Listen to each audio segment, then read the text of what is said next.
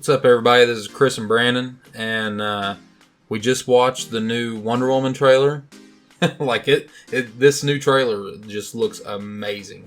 Oh man, the first teaser trailer I seen, I mean, it was cool looking and everything, but this one just sold it for me. It's super exciting looking. Yeah. Well, I mean, I was already sold because I'm a huge Wonder Woman fan, so I was already sold. But this just kind of put the icing on the cake for me. The fight scenes that they showed in the trailer with her. Oh my god! I was done. The color palette's awesome. I was worried that it was going to be a little too dark. Yeah. I was worried that what they were going to do was going to be a little dark. Obviously, you got Chris Pine, who's going to be. It's going to have a little bit more of a lightheartedness to it. Yeah, but some serious. A little more comedy. Yeah, a little bit more. Which that's kind of what everyone's expecting now, and that's great. But after watching this trailer, I cannot wait to see it. I mean, I was already going to watch it. I was probably already going to love it. But, oh yeah. But I'm glad to see that they're actually getting the DC movieverse right, and I really believe they are, because I mean, looking at these trailers now, looking at watching Man of Steel, wasn't exactly sold on it. Watching Batman v Superman, was pretty sold on it. Now, after seeing these trailers, I know that they're going in the right direction. Yeah. I know that they're taking it seriously. I know that they're actually reading and looking in their source material. It's nice to see that these characters are being done right. Yeah, and I believe they are. I believe this will be done right. Yeah, I think so too. Well, and there's a lot of people that they like to compare Marvel and DC, and they say, oh, well, Marvel has a big head start. But if you really look at it, DC's been making movies for a long time, but this is the first time they've tried doing a, universe like Marvel's been doing, or like a phase type deal. Yeah. And if you compare them, DC's first go into it is much, much smoother than Marvel's. Oh, yeah. Man, Marvel started with the Hulk. Yeah, 2003 Hulk. And people want to compare them? Well, you could go back.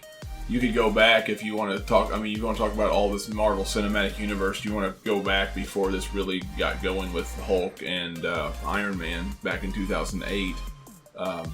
You look at 2003's Hulk. You can look at 2000. I think it was 2000, right? Spider-Man, the first Spider-Man. Yeah, and that was Sony.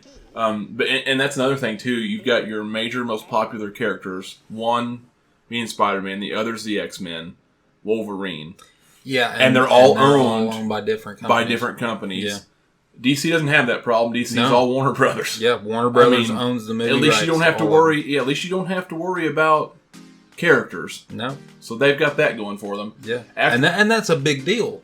It is. It is. And you know what? There were some Superman fans not sold on Man of Steel, but Man of Steel actually did really well, especially considering the Superman Returns fiasco. Yeah, no shit. So it was a big deal to a lot of people, and then Batman v Superman was met with a lot of criticism, but it almost made $1 billion, so worldwide. So there's not, you can't say that that's not smooth. You can't say that that's not good. No, you can't.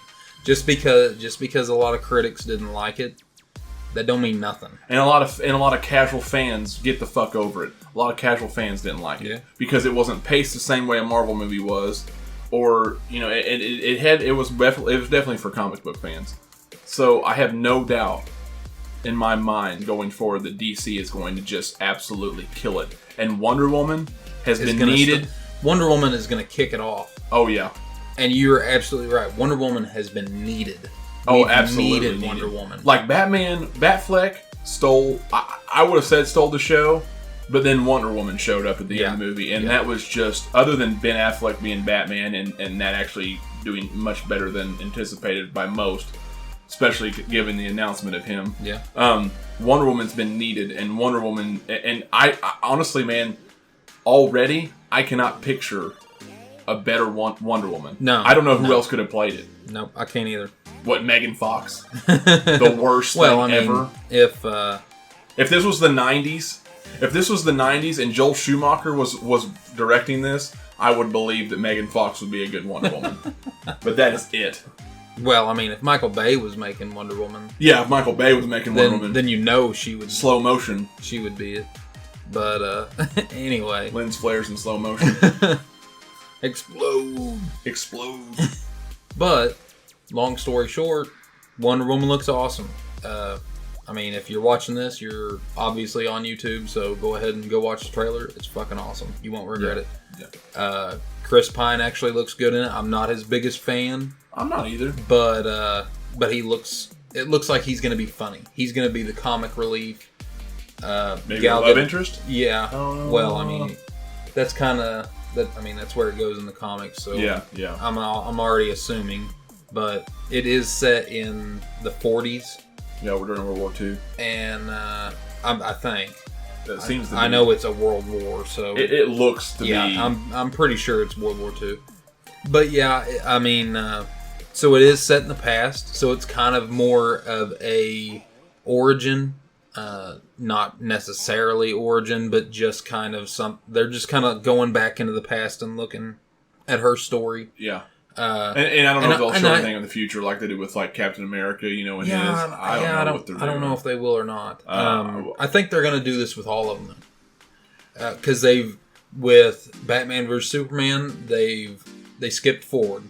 Yeah, we see with Batman, we see Wayne Manor in shambles, and there's already a Robin uniform. Yeah, Robin's already dead. I think that's already been confirmed. Yeah. So you've got the lineage of Batman v Superman, who is setting up Justice League, and Justice League is going to be the continuation of that. These standalones are going to be these characters' origins precursor. They're going to be the origins precursor. And this Wonder Woman video, it kind of it's got me thinking, talking about how it's going to set things up by looking into the past. I kind of wonder what kind of role Suicide Squad is going to play in that. Because we already know Batman's going to be in it. We already know Batfleck is in it. Yeah, he's got some kind of small role. Whether it's flashbacks, I can't remember, but he's already in it. Yeah, I mean, we've seen 2 different scenes. Now, is that after Batman v Superman? We don't know. Do we? I don't know if they confirmed that or not. Not to my knowledge, they haven't confirmed where it's at timeline. If any of you guys know, let us know in the comments below, because please. I can't remember. Yeah, clear it up for us. Yeah, because I have not heard anything about that yet. And this is really a topic for another time, but real quick, it makes me wonder what the solo Batman's going to be, what timeline it's going to be set in. I'd like to see kind of the post Justice League, just keep going with it. Yeah. But at the same time, I'd love to see an Arkham-based game, or like to see a precursor, maybe showing if they don't do this in Suicide Squad, and I doubt they'll touch too much on it, but. I'd love to see kind of what happened to Robin and the pre-burned down Wayne Manor and all. And that's what I think. I know that's where you were going with it, and I think that that's probably what they're going to do at first. But at the same time, maybe they'll do that in flashbacks in the new Batman film and kind of do both. Yeah. So that'd be cool too.